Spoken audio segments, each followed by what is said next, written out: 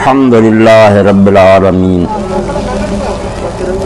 وصلی اللہ تعالی علی عبد اللہ ورسولہ خاتم النبیین سیدنا و نبینا محمد وآلہ واصحابہ اجمعین اما بعد فاعوذ باللہ من الشیطان الرجیم بسم اللہ الرحمن الرحیم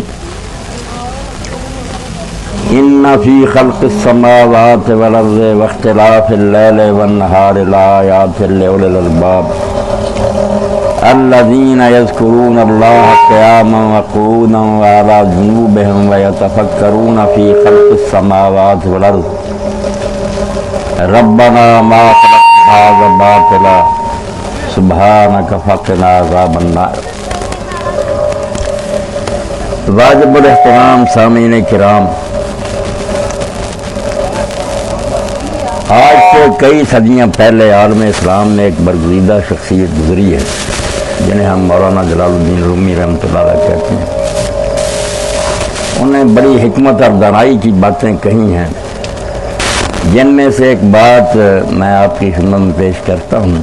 فرماتے ہیں کہ این کے می بینی خلاف آدمند نیستند آدم غلاف آدمند، کہ دیکھنے میں یہ سڑکوں اور بازاروں میں جو لوگ نظر آتے ہیں شکلیں تو ان کی آدمی کی ہے، مگر ان میں سے سب آدمی نہیں ہیں، بلکہ آدمی کے بالکل چار پائے اور جانور ہیں۔ غلاف آدم کا حقیقت میں آدمی نہیں ہے۔ یہ ایسے ہی سمجھیں جیسے آپ دیکھتے ہیں کہ بادام ہوتا ہے، اس کا ایک چھلکا ہوتا ہے، ایک اس میں مغز ہوتا ہے۔ کئی بادام ایسے ہوتے ہیں کہ وہ دیکھنے میں تو بادام ہی نظر آتے ہیں، مگر ان کو توڑا جائے تو اس میں مغز نہیں ہوتا۔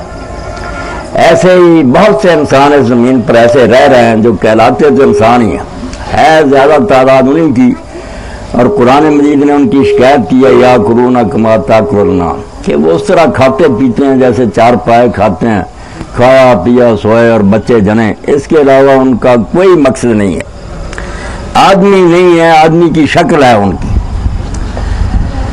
جیسے بادام میں مغز ہوتا ہے، عربی زبان میں عقل کو لب کہتے ہیں۔ قرآن مجید میں آپ پڑھتے ہیں اولل الباب، تو لب کی جمع الباب عقلوں والے، عقل کو اللہ تعالیٰ نے لب کا اور لب مغز کو ہی کہتے ہیں۔ جیسے بادام میں مغز ہے نا، اسی طرح انسان کے اندر اصل شے جو ہے مغز، وہ عقل ہے۔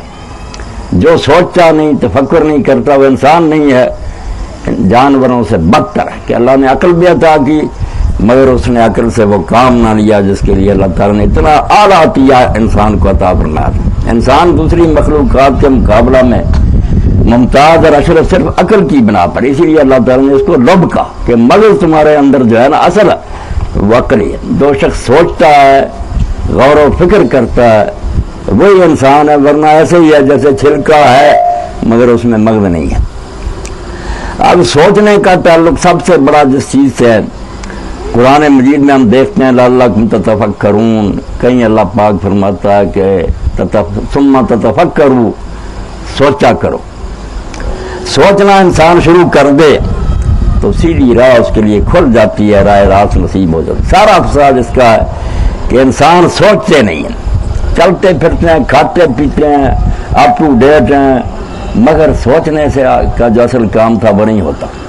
حالانکہ حدیث میں یہ بات روایت ہوئی ہے کہ ساری رات کی بات سے ایک گھڑی تفکر اور سوچ بچار کر لینا یہ افضل ہے۔ آدمی نفل پڑھتا رہے، ذکر اذکار کرتا رہے، سوچ سے کام نہ لے تو کوئی فائدہ نہیں۔ سوچنا چاہیے، سوچنا شروع کر دے تو سب سے پہلے، مسائل تو بہت ہے سوچنے کے لیے، زندگی دشواریوں سے بھری ہوئی ہے، مشکلات سے پر ہے، ہر آدمی طرح طرح کے مسئلوں میں الجھا ہوا، مگر میرے بزرگوں اور عزیزوں سب سے بڑی بات جس کے بارے میں اگر انسان سوچتا نہیں تو وہ انسان کہلانے کے لائق نہیں ہے۔ کہ روزانہ ہم دیکھتے ہیں کہ دنیا میں لوگ آ بھی رہے ہیں اور جہاں سے جا بھی رہے ہیں، زندگی اور موت کا سلسلہ جاری ہے۔ الذی خلق الموت والحیات لیبلوکم ایکم احسن عملا۔ روزانہ ہم دیکھتے ہیں کہ محلوں میں بچے پیدا بھی ہو رہے ہیں اور جنازے بھی اٹھائے جا رہے ہیں، ہم بھی جنازوں کے ساتھ جاتے ہیں، مگر یہ کوئی نہیں سوچتا کہ یہ سلسلہ کیوں جاری ہے، یہ لوگ کہاں سے آ رہے ہیں، کدھر کو جا رہے ہیں، کیا ان کا انجام ہوتا ہے، اس بارے میں غور و فکر سے کام نہیں لیتے۔ حالانکہ ام المسائل جو ہے نا سارے علموں کی جڑ وہ یہی بات ہے کہ آدمی اس بارے میں سوچے کہ مرنے کے بعد لوگ کہاں چلے جاتے ہیں، یہ کیوں آئے تھے، کدھر چلے گئے۔ رہنے کے لیے تو کوئی نہیں آیا۔ ہر شخص ہر شے میں شک کر سکتا ہے، یا ایسے بلیڈ اور کن ذہن بھی ہیں جو خود خالق کے کائنات میں شک کرتے ہیں کہ اللہ ہی نہیں ہے۔ یہ بھی ہے جو کہتے ہیں کوئی رسول نہیں آیا، کوئی وحی نازل نہیں ہوئی، ایسے کافر بھی ہیں۔ مگر آج تک کوئی شخص زمین پر ایسا نہیں پیدا ہوا جو موت کا انکار کرے۔ کسی دہریے کی بھی مجال نہیں کہ وہ کہے کہ میں نے ہمیشہ رہنا۔ سب جانتے ہیں کہ چلے گئے لوگ اور ہم نے جانا ہے۔ اسی لیے قرآن مجید میں 2 جگہ اللہ تعالیٰ نے موت کو یقین کے لفظ سے تعبیر کیا، حتیٰ یاتیک الیقین، اور دوسری جگہ فرمایا حتیٰ اتانا الیقین۔ اس کو یقین کہا ہے کہ ہر بات میں تم شبہ کر سکتے ہو مگر موت میں شک نہیں کر سکتے کہ آئے گی، اور یہ بات ثابت ہو کر رہے گی کہ یہ سرائے دہر مسافر ہو بخدا کسی کا مکان نہیں۔ جو لوگ مقیم تھے کل یہاں کہیں آج ان کا نشان ہے، چلے گئے۔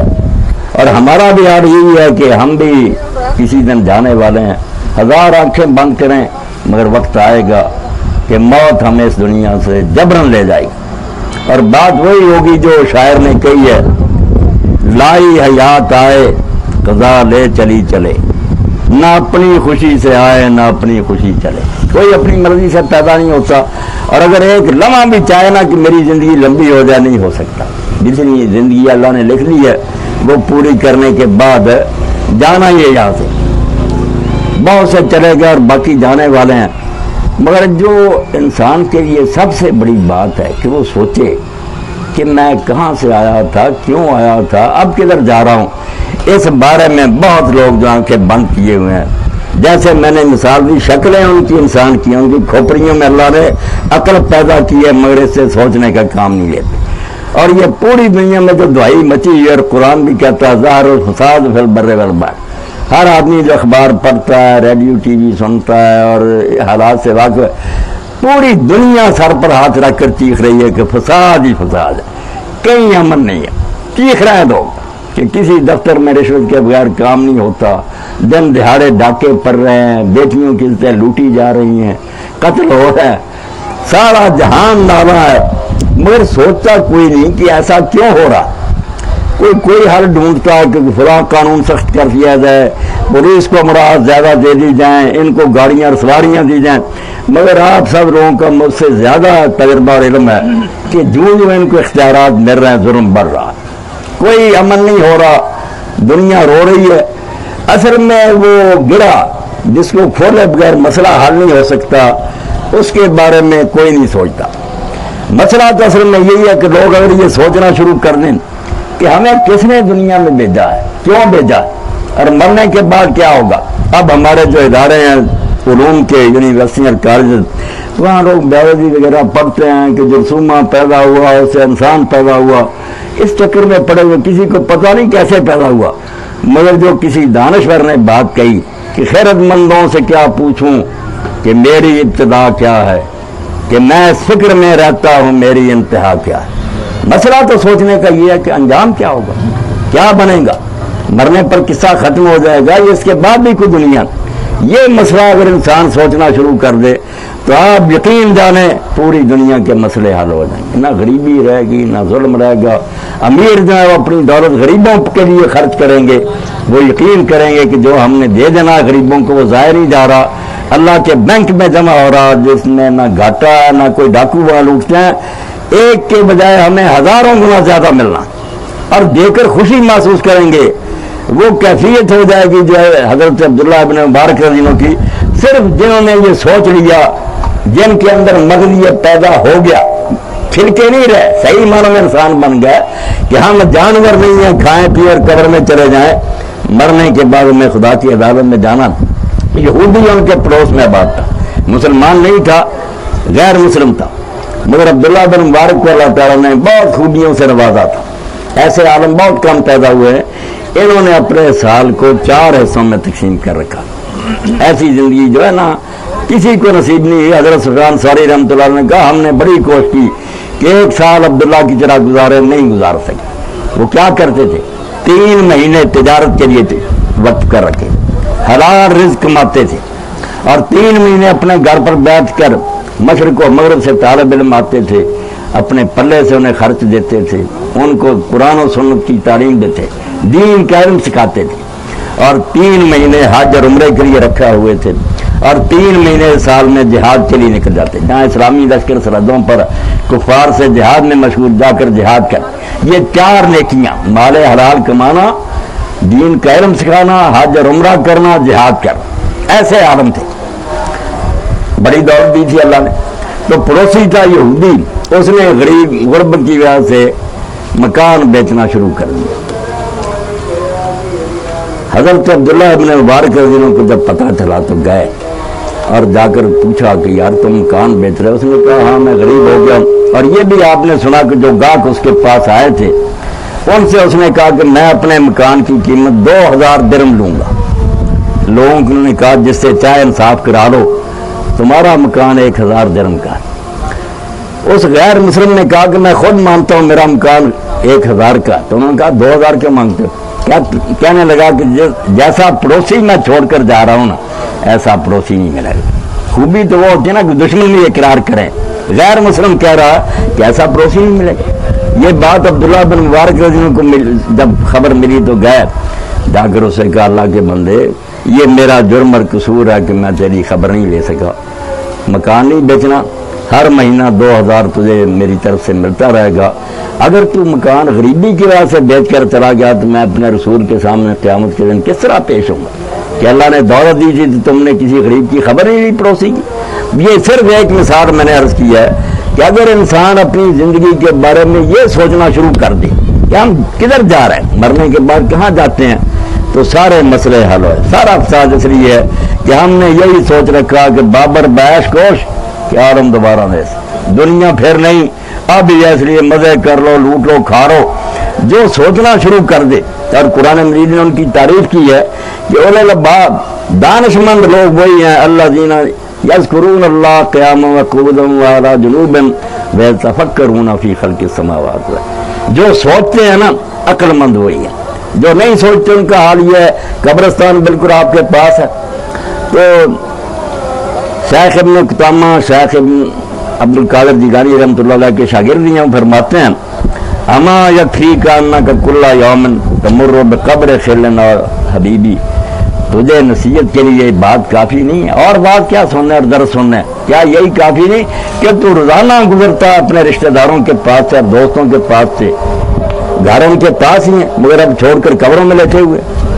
یہ وقت تجھ پر بھی آئے گا مگر تم لوگ سب کچھ دیکھتے ہوئے بھی اپنی آنکھیں بند کر لیتے ہو۔ امام ابن جوزی رحمۃ اللہ علیہ فرماتے ہیں کہ سارے لوگوں کو حال ہی ہے الناس فی غفلۃ والموت یقظم، ہم اپنے آپ کو سمجھتے اس وقت جاگتے، فرماتے نہیں جاگتے ہیں نہیں، یہ سب لوگ سوئے خواب دیکھ رہے ہیں، جاگتے اس وقت ہیں جس وقت موت آتی ہے، موت جگاتی ہے آ کر، کہاں ہے تمہارے مکان، وہ اولاد کہاں، اب جو جائیداد تم نے اکٹھی کی تھی کہاں چھوڑ آئے؟ الناس فی غفلۃ والموت یقظم، لوگ غفلت کی نیند سوئے ہوئے ہیں، موت جگاتی ہے مگر موت اس وقت جگاتی ہے وما یفیقون حتی ینفذ العمر، لوگوں کو ہوش نہیں آتی جب تک عمر نہیں ختم ہو جاتی، جب عمر ختم ہوتی نا پھر قرآن مجید کہتا ہے، پچھتاتے ہیں، کہتے ہیں اللہ ایک بار پھر ہمیں بھیج، اب ہم نیک رہیں گے۔ اللہ فرماتا ہے یہ موقع بار بار ملنا، تمہیں بڑا وقت دیا تھا، بڑا سمجھایا گیا، درس ہوئے، کتابیں اتاری گئی، رسول آئے، تم نہیں سمجھے، اب کون سا وقت تمہیں دیا جائے؟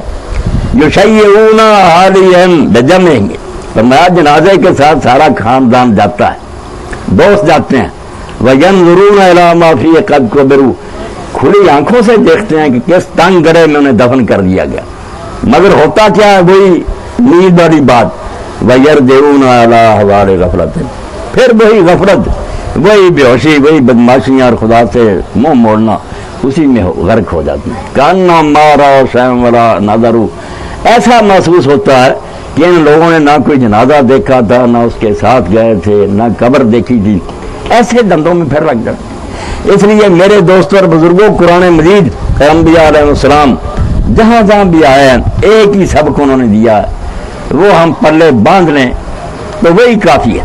اللہ کے رسول اللہ علیہ السلام فرماتے تھے دنیا میں اس طرح رہو، کون فی الدنیا کاننا کا غریب و عابر و سبیل، دنیا میں زندگی اس طرح گزارو جیسے کوئی مسافر ہوتا ہے یا پردیسی ہوتا ہے، اس میں دل نہ لگاؤ، یہ پتہ نہیں کس وقت تمہیں چھوڑنا پڑ جائے، یہ جہان ہمیشہ رہنے کے لیے کوئی نہیں آیا، چلے جانا ہے، اس لیے تیاری کرو اس دنیا کے لیے جہاں ہمیشہ جا کر رہنا۔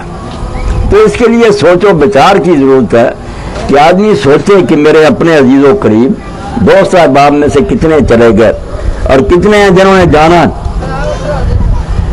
اس بارے میں اگر غور و فکر انسان شروع کر دے تو اس کی زندگی کا رخ بدل جاتا ہے۔ موت تو بڑی بات ہے، بڑھاپے کے بارے میں آدمی دھیان کرے کہ یہ جوانی کا نشہ جو ہے، سکون قلب کی دولت کہاں دنیا فانی میں، بس ایک غفلت سی ہو جاتی ہے، اور وہ بھی جوانی میں 4 دن آتے ہیں کہ لوگ پاگل ہو جاتے ہیں، مگر پھر وقت آتا ہے کہ آزاد ڈھیلے پڑ جاتے ہیں، زور جواب دے جاتے ہیں، ٹانگیں کانپنے لگتی ہیں، پھر ہوش آتی ہے کہاں گئے وہ نشے، وہ جو عیاشیاں اور خرمستیاں تھیں کدھر گئیں۔ اس سلسلے میں ایک پرانے زمانے کا بنی اسرائیل کے وقت کا ایک واقعہ، یوزاسف نامی ایک شہزادہ تھا، بری صحبت میں بیٹھنے لگا، ہواری گرد اکٹھے ہو گئے شہزادے کے برے، شراب، عیاشی، موسیقی، انہی کاموں میں لگا رہتا تھا۔ سال کے بعد جشن تاج پوشی آیا، وزیر امیر سارے جمع تھے، موسیقار جو تھے وہ ساتھ بجا رہے تھے، شراب کی بوتلیں پڑی تھیں، مگر اللہ ہدایت کے لیے موقع فراہم کرتا، ضرورت تفکر کی، سوچ کی۔ اللہ کے فرماتا اپنے رسول علیہ السلام کو، انما اعظکم بواحدہ، سورہ صبا میں آ کر میں تمہیں صرف ایک بات کی نصیحت کرتا ہوں، سارے مسئلے چھوڑو، صرف ایک تم سے منت اور سماجت کرتا ہوں، ان تقوموا للہ مثنی و فرادا، دو اکٹھے ہو جاؤ یا اکیلے بیٹھ کر سوچو، ثم تتفکر، خدا کے لیے غور کرو۔ یہ قرآن مجید نے کہا صرف ایک بات مان لو، کبھی تو وقت نکالو، علیحدہ بیٹھ کر سوچو کہ میں یہیں رہوں گا، کہاں گئے میرے باپ اور ساتھی۔ تو جب وہ سارا جشن ہو رہا تھا، شیشہ منگوایا دیکھنے کے لیے کہ میں اپنا چہرہ دیکھوں، جب شیشہ لوگوں نے پیش کیا تو غمگین ہو گیا، غم طاری ہو گیا، بلایا اپنے کمانڈروں کو، جرنیلوں کو، کہنے لگا میں نے تمہیں کیوں رکھا ہوا، کیوں اتنی تنخواہیں دے رہا ہوں؟ کہا اسی لیے کہ دشمن سے حفاظت کی جائے۔ اس نے کہا بھائی دشمن تو حملہ آور ہو گیا، تم مجھے بچا نہیں سکے، دشمن نے حملہ کر دیا۔ انہوں نے کہا حضور وہ کون سا دشمن ہے جس سے ہمیں بچا نہیں سکا؟ نہیں، اس نے کہا شیشہ میں نے دیکھا ہے، سفید بال نظر آ گئے۔ اب تو سفید بال بچوں کے بھی آ جاتے ہیں نا، کوئی ایسی آب و ہوا خوراکیں، ورنہ یہ علامت بڑھاپے کی ہوتی، جسے حافظ محمد رفیع رحمۃ اللہ علیہ فرماتے ہیں، کالے وال جہاں بگے ہوئے موت سنیا آیا، کرج کچھ فکر چلن دی پیارے کیوں دل کھیڈن لایا۔ کالے بال جب سفید ہو جائے اشارہ تو ہو جاتا کہ وقت آ گیا، کہنے لگا بھائی دشمن تو حملہ آور ہو گیا، اب تم بچا نہیں سکے، اٹھاؤ یہ ساتھ، علماء کو بلا لیا کہ اللہ کی کتاب سناؤ، باز و نصیحت کرو، زندگی کا رخ ہی بدل گیا، درویش ہو گیا، پرہیزگار ہو گیا، وہ سب شراب اور بدکاری چھوڑ دی۔ یعنی سوچنے کے لیے تو چھوٹی چھوٹی باتوں میں بھی میرے اور آپ کے لیے نصیحتیں ہیں کہ دیکھ لو بہت چلے گئے، کمر باندھے ہوئے چلنے کو یہاں سب یار بیٹھے ہیں، بہت آگے گئے، باقی جو ہے تیار بیٹھے، کون رہے گا ہمیشہ یہاں؟ تو جو یہ نہیں سوچتا، غور نہیں کرتا کہ پھر کدھر جائیں گے، وہ نہیں انسان بن سکتا۔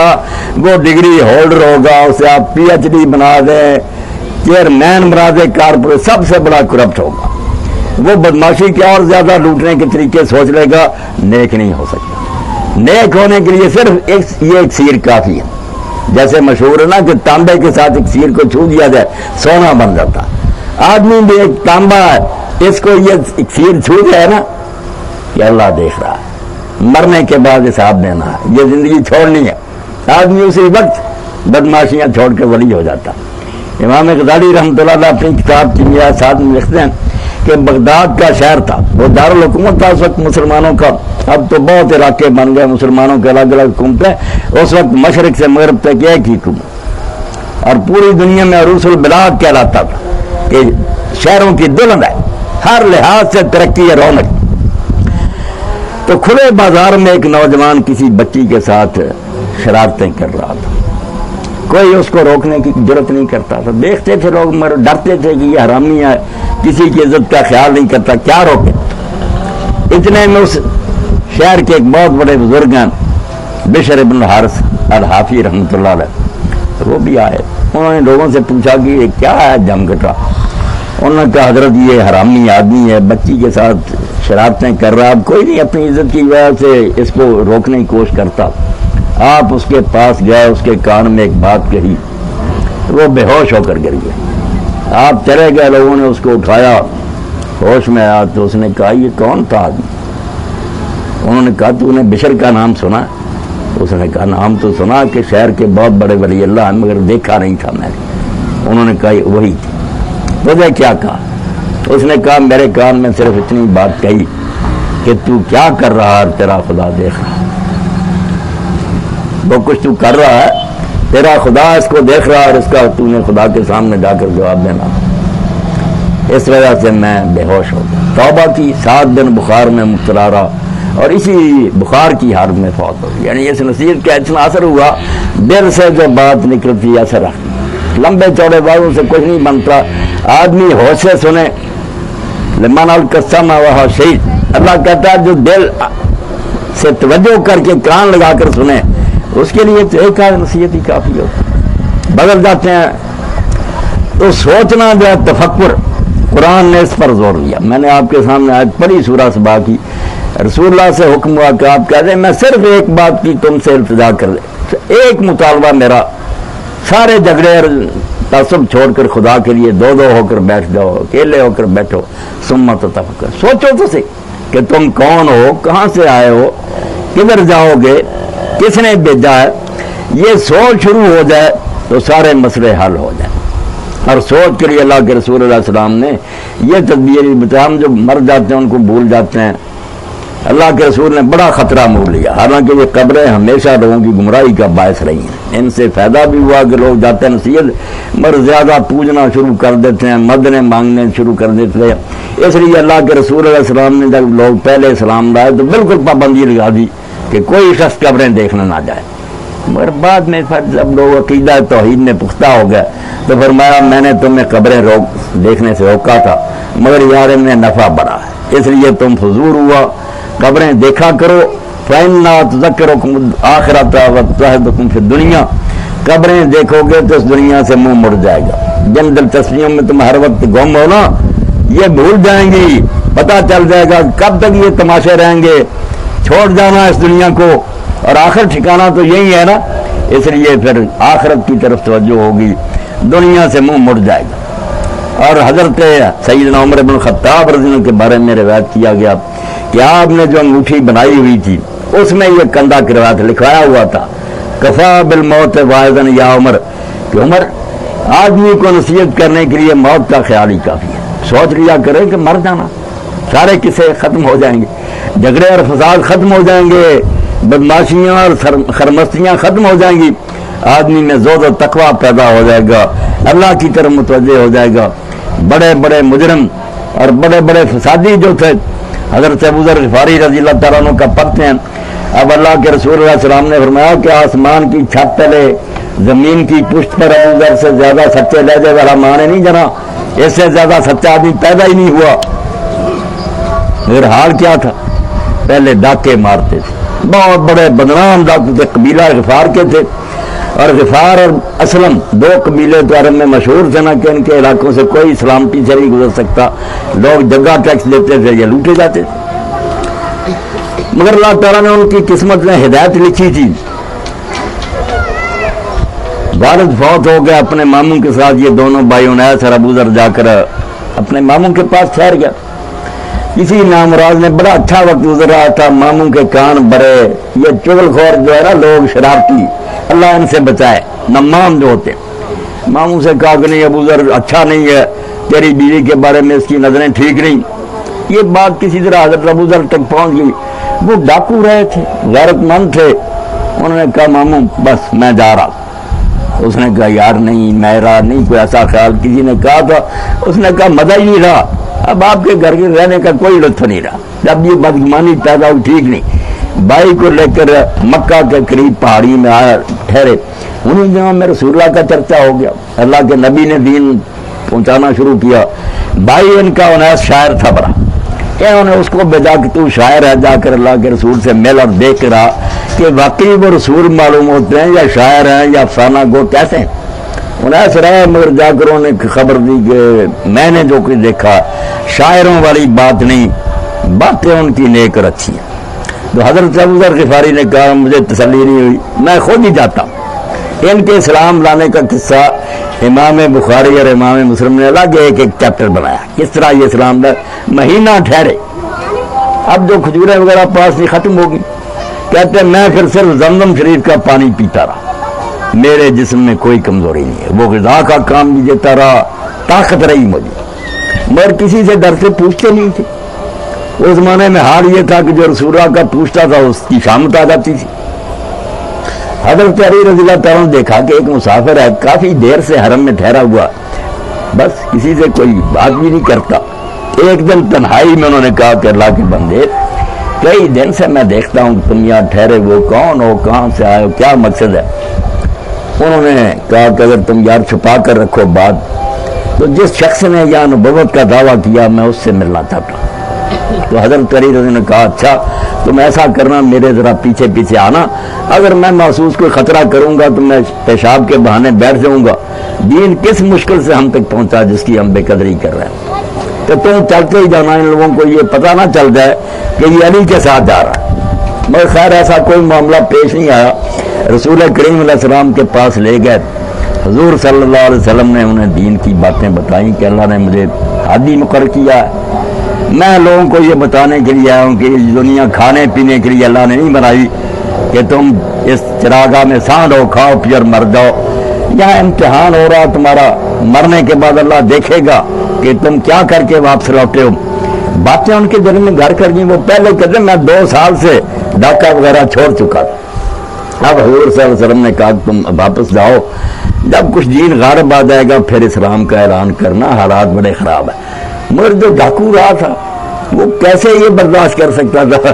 صبح ہی کفار بیٹھے ہوئے تھے حرم میں، انہوں نے جا اشہد ان لا الہ الا اللہ وحدہ لا شریک لہ واشہد ان محمد عبدہ ورسولہ اعلان کر دیا۔ اٹھ کر انہوں نے مارنا شروع کر دیا کہ یہ ایک پردیسی آدمی، اس کو ضرورت ہوئی کہ اس نے ہمارے سامنے اس کلمے کا اعلان کیا۔ وہ مار ہی رہے تھے، اور ہو سکتا تھا حضرت ابو ذر کو ختم ہی کر دیتے۔